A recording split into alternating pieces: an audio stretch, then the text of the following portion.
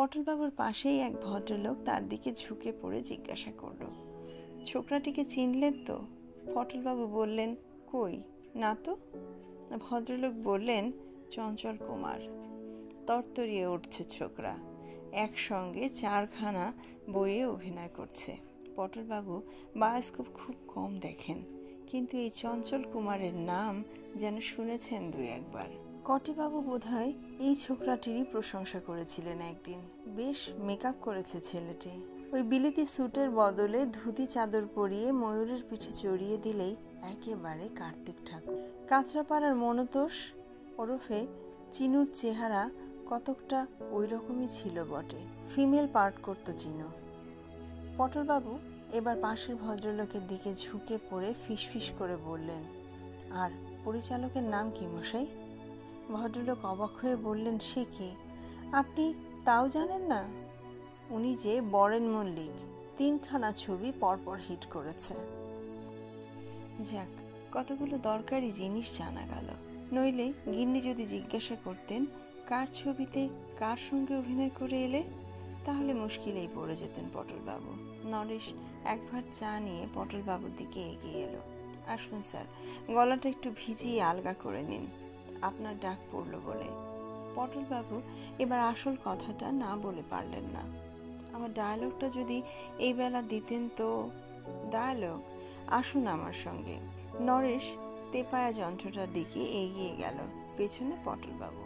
এই শশাঙ্ক, একটি half shirt পরা ছোকরা এগিয়ে এলো নরেশের দিকে। নরেশ তাকে বলল, এই ভদ্রলোক ওর ডায়ালগ চাইছেন, একটা কাগজে লিখে দে তো সেই ধাক্কার ব্যাপারটা। শশাঙ্ক পটলবাবুর দিকে এগিয়ে এলো। আসুন দাদু। এই জ্যোতি, তোর কলমটা একটু দে তো, দাদুকে ডায়ালগটা লিখে দিই। জ্যোতি ছেলেটি তার পকেট থেকে একটা লাল কলম বার করে শশাঙ্কের দিকে এগিয়ে দিল। শশাঙ্ক তার হাতের খাতা থেকে একটা সাদা কাগজ ছিঁড়ে কলম দিয়ে তাতে কি জানি লিখে কাগজটা পটলবাবুকে দিল।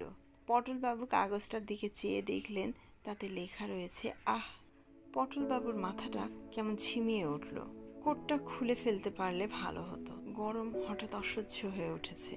শশাঙ্ক বলল, দাদু যে গুম মেরে গেলেন, কঠিন মনে হচ্ছে? এরা কি তাহলে ঠাট্টা করছে? সমস্ত ব্যাপারটাই কি একটা বিরাট পরিহাস? তার মতো নিরীহ নির্বিবাদী মানুষকে ডেকে এনে এত বড় শহরের এত বড় রাস্তার মাঝখানে ফেলে রং তামাশা? এত নিষ্ঠুরও কি মানুষ হতে পারে? পটলবাবু শুকনো গলায় বললেন, ব্যাপারটা ঠিক বুঝতে পারছি না। কেন বলুন তো? শুধু আহ, আর কোনো কথা নেই। শশাঙ্ক চোখ কপালে তুলে বলল, বলেন কি দাদু, এ কি কম হলো নাকি? এ তো রেগুলার স্পিকিং পার্ট, বরেন মল্লিকের ছবিতে স্পিকিং পার্ট। আপনি বলছেন কি? আপনি তো ভাগ্যবান লোক মশাই। জানেন, আমাদের এই ছবিতে আজ অবধি প্রায় 150 লোক পার্ট করে গেছে, যারা কোনো কথাই বলেনি, শুধু ক্যামেরার সামনে দিয়ে হেঁটে গেছে। অনেকে আবার হাঁটেও নি, স্রেফ দাঁড়িয়ে থেকেছে। কারুর মুখ পর্যন্ত দেখা যায়নি। আজকেও দেখুন না, এই যে ওরা সব দাঁড়িয়ে আছে ল্যাম্প পোস্টের পাশে, ওরা সবাই আছেন আজকের সিনে, কিন্তু একজনেরও একটাও কথা নেই। এমনকি আমাদের যে নায়ক চঞ্চল কুমার, তারও আজ কোনো ডায়ালগ নেই, কেবলমাত্র আপনার কথা রয়েছে, বুঝেছেন? এবার জ্যোতি বলে ছেলেটি এগিয়ে এসে পটলবাবুর কাঁধে হাত রেখে বলল, শুনুন দাদু, ব্যাপারটা বুঝে নিন। চঞ্চল কুমার হলেন এই আপিসের বড় চাকুরে। সিনটাতে আমরা দেখাচ্ছি যে আপিসে একটা ক্যাশ ভাঙার খবর পেয়ে উনি হন্তদন্ত হয়ে এসে দৌড়ে আপিসে ঢুকছেন। ঠিক সেই সময় সামনে পড়ে গেছেন আপনি, একজন পেডেস্ট্রিয়ান, বুঝেছেন? লাগছে ধাক্কা, বুঝেছেন?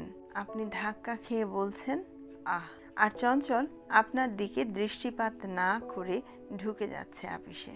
আপনাকে অগ্রাহ্য করাতে তার মানসিক অবস্থাটা ফুটে বেরোচ্ছে, বুঝেছেন?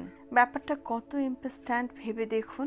এবার শশাঙ্ক এগিয়ে এসে বলল, শুনলেন তো, যান এবার একটু ওদিকটায় যান দেখি, এদিকটায় ভিড় করলে কাজের অসুবিধা হয়। আরেকটা শট আছে, তারপর আপনার ডাক পড়বে। পটলবাবু আস্তে আস্তে আবার পানের দোকানটার দিকে সরে গেলেন। ছাউনির তলায় পৌঁছে হাতের কাগজটার দিকে আর চোখে চেয়ে আশেপাশে কেউ তার দিকে দেখছে কি না দেখে কাগজটা কুণ্ডলি পাকিয়ে নর্দমার দিকে ছুঁড়ে মারলেন। আহ! একটা বিরাট দীর্ঘশ্বাস পটলবাবুর বুকের ভেতর থেকে উপড়ে উঠে এলো। শুধু একটা মাত্র কথা, কোথাও না, শব্দ। গরম অসহ্য হয়ে আসছে। গায়ের কোটটা মনে হয় যেন মন খানেক ওজন। আর দাঁড়িয়ে থাকা চলে না, পা অবশ হয়ে গেছে। পটলবাবু এগিয়ে গিয়ে পানের দোকানের ওদিকের আপিসটার দরজার সিঁড়ির উপর বসে পড়লেন। 9:30 বাজে। করালিবাবুর বাড়িতে শ্যামা সঙ্গীত হয় রোববার সকালে। পটলবাবু নিয়মিত গিয়ে শোনেন, বেশ লাগে। সেখানেই যাবেন নাকি চলে? গেলে ক্ষতিটা কি? এইসব বাজে খেলো লোকের সংসর্গে রবিবারের সকালটা মাটি করে লাভ আছে কি? আর অপমানের বোঝাটাও যে বইতে হবে সেই সঙ্গে।